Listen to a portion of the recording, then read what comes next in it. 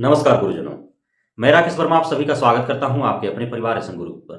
गुरुजनों, मैं लगातार नियोजित शिक्षकों जो फर्जी तरीके से बहाल हुए हैं, जो पैसा देकर के बहाल हुए हैं, जो फर्जी सर्टिफिकेट के आधार पर बहाल हुए हैं, जो फर्जी दिव्यांगता प्रमाण पत्र पर बहाल हुए हैं, जो फर्जी जाति और निवास प्रमाण पत्र के आधार पर बहाल हुए हैं, जो सीटेट पे नहीं है बहाल हो गए, जो दूसरे के सीटेट पे बहाल हो गए, जो एक ही सीटेट पर कई जगह बहाल हो गए।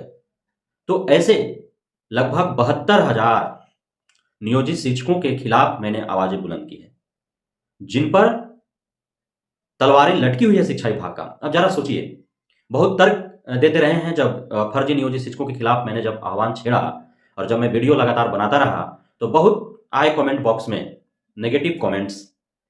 और अब जो है सक्षमता परीक्षा का जो मुख्य उद्देश्य और ध्येय जैसा कि मैंने बताते रहा है, हालांकि अब उसके आड़ में कुछ जो जेन्युइन नियोजित शिक्षक हैं, जो प्रौढ़ हो चुके हैं, जो बुजुर्ग हो चुके हैं, उन्हें भी पीसना पड़ रहा है। लेकिन जो अब खुल करके सामने आ रहे हैं, आप सोचने वाली बात है कि 72,000 नियोजित शिक्षकों का जिनका पिछले 9 साल में फाइल फोल्डर नहीं पहुंचा है निगरानी समिति के पास, और उसके बावजूद शिक्षा विभाग के द्वारा जब ई शिक्षा कोष पोर्टल पर जब अपलोड करने की कही गई बात, उसके बावजूद भी नहीं पहुंचा, तो अब सोचने वाली बात है कि कौन लोग हैं वे। अब बताइए कि एक नाम का कोई शिक्षक या शिक्षिका जो एक से अधिक विद्यालयों में जिसका चयन हुआ है, 2 विद्यालय, 4 विद्यालय, 10 विद्यालय, 12 विद्यालय, अब वो कहीं एक ही जगह से ना फोल्डर भेजेगा, अन्य जगह से फोल्डर उसका कैसे जाएगा। सोचने वाली बात है कि एक सीटेट सर्टिफिकेट नंबर होता है ना सीटेट का, एक सर्टिफिकेट सीटेट सर्टिफिकेट नंबर पर यदि 100 शिक्षक बहाल हो जाए तो 99 को तो फर्जी ना होगा, उन लोग का कैसे डॉक्यूमेंट्स वहां पहुंचे। सोचने वाली बात है ना। अब जो नियोजित शिक्षक या शिक्षिका जो सीटेट में बैठा ही नहीं, एस्टेट में बैठा ही नहीं, और वह कैफे से जाकर के बनवा लिया अपना सीटेट एस्टेट का सर्टिफिकेट, उस समय तो बहुत जांच होता नहीं था, अब वह कैसे भेजे अपना डॉक्यूमेंट्स। सोचने वाली बात है ना। एक सीटेट एक एस्टेट पर दर्जनों शिक्षक बहाल, एक सीटेट नंबर एक शिक्षक या शिक्षिका दर्जनों विद्यालयों में बहाल, कैसे आखिर, क्यों नहीं 72-75 हजार नियोजित शिक्षक पूरे बिहार भर में फर्जी है, ऐसा कहना सही है, बिल्कुल सही है, जायज है। अभी तो एक जिला के आंकड़ा खुल करके आ रहा है, पता नहीं, और पूरे बिहार में 38 को जिला है जी। 2 दिन समाचार पत्र में जो न्यूज छपा वो दोनों दिन सिर्फ नवादा नालंदा का छपा। आओ 38 जिला में 37 जिला है ना, काहे नहीं और जिला से आ रहा है, आओ जिला में भी फर्जी नहीं है, काहे नहीं आ रहा है बाहर। सोचने वाली बात है ना। तो वहां के समाचार पत्र के पत्रकार जो हो एक्टिव नहीं है, न्यूज चैनल के जो रिपोर्टर है एक्टिव नहीं है, हो सकता है ना। तो सभी जगह से ये आने चाहिए आंकड़े, अब खुल करके आएगा ना कितने नियोजित शिक्षक जो है वो फर्जी तरीके से बहाल हुए हैं।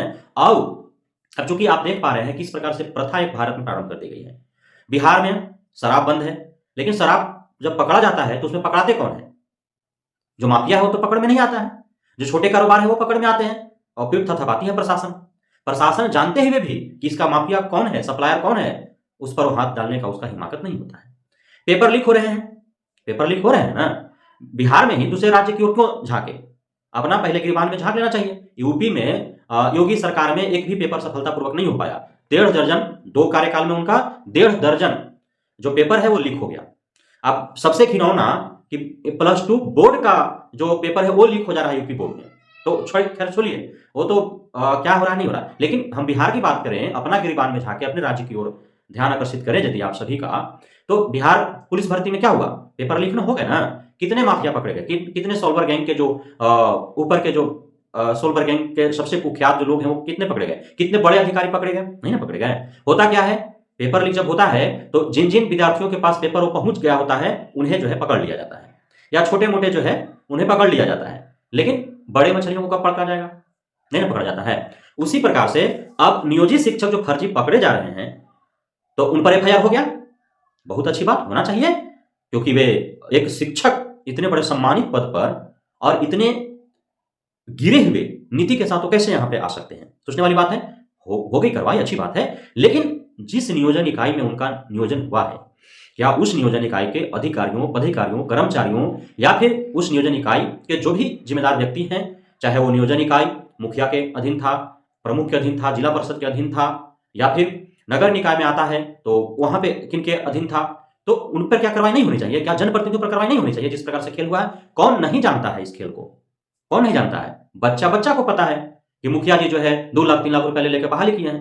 कौन नहीं जानता है कि फलानमा तो कहीं सुनबो ना कर लिया कि वो कहीं बीएड भी कर ले, डीएल भी कर ले, पढ़े भी कॉलेज में गए, सीटेट भी दे, एस्टेट भी दे, ओकर टीचर में बहाली हो गया। कौन नहीं जानता है? जिसके नाम ना उसका चीता, कौन किसको पता नहीं है? जो सीटेट में नहीं बैठा वो टीचर बन के बैठा है, जो एस्टेट में कभी नहीं बैठा वो टीचर बन के बैठा है। एक ही नीतू कुमारी एक से अधिक विद्यालयों में कैसे हो सकती है? सोचने वाली बात है। एक ही सीटेट नंबर पर 10-10, 12-12 लोग कैसे बहाल हो सकते हैं? वो तो एक जिला का खुला है पता, पूरा 38 जिला का खुले ना, एक ही नाम पर दर्जों नहीं सैकड़ों आने लगेंगे, एक ही नाम के दर्जनों विद्यालय में पढ़ाते नजर आएंगे। पढ़ाते क्या मतलब उनका शिक्षक के रूप में। अब बार बार सोचने वाली बात है कि हो कैसे रहा है भाई।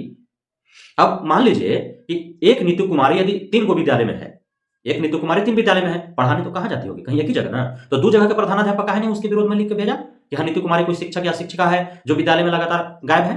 क्यों नहीं लिखे? ताज्जुब वाली बात है ना जी, है कि नहीं? ताज्जुब वाली बात, सोचने वाली बात है। अब छन करके आ रहे हैं लोग, अब कार्रवाई तो होनी ही है, लेकिन हमारा मांग है शिक्षा विभाग बिहार सरकार से कि सिर्फ शिक्षक शिक्षिकाओं को रगड़ देने मात्र से यह जो हुई है इतने बड़ा जो घपले, घोटाले, लेन देन, फर्जीवाड़े, इस पर अंकुश नहीं लग जाएगा? आज तक क्यों नहीं लगा अंकुश? नियम कानून तो बना दिए गए, तो क्या जिस दिन मोदी जी बोले संसद भवन से कि वे पेपर लीक पर जो है वो अंकुश लगा दिया, दूसरे के दिन उन्हीं के एनडीए सरकार, भाजपा के सरकार, योगी के राज यूपी में पेपर लीक हो जाता है आरओ का। उसके तुरंत बाद पुलिस का, तुरंत बाद प्लस 2 का। कितना गिरा हुआ है। क्या भारत विश्व गुरु जगत गुरु बनेगा जहां एक पेपर सही से नहीं हो पा रहा है? क्या होगा? सोचने वाली बात है ना। तो बिहार सरकार और शिक्षा विभाग को क्या करना चाहिए? शिक्षक शिक्षिकाओं को पकड़ करके पूछताछ करे, है ना। उनसे शिक्षक शिक्षिका जो भी इस प्रकार के कुकृत्य किए हैं उन्हें यह मानते हुए नहीं कि उन्होंने शिक्षक और शिक्षिका को पकड़ा है।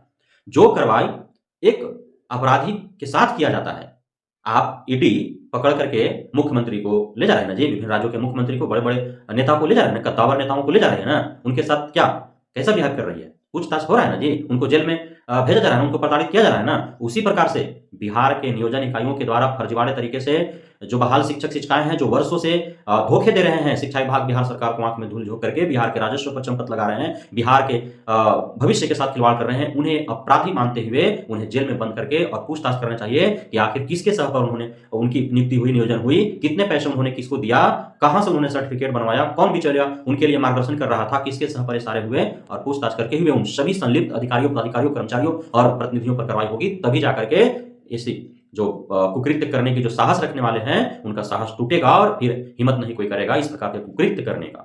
बहुत बहुत धन्यवाद आप सभी साथियों का हमारे साथ जुड़ने के लिए, बढ़ने के लिए, मित्रता करने के लिए, भरोसा बनाने के लिए। जय हिंद।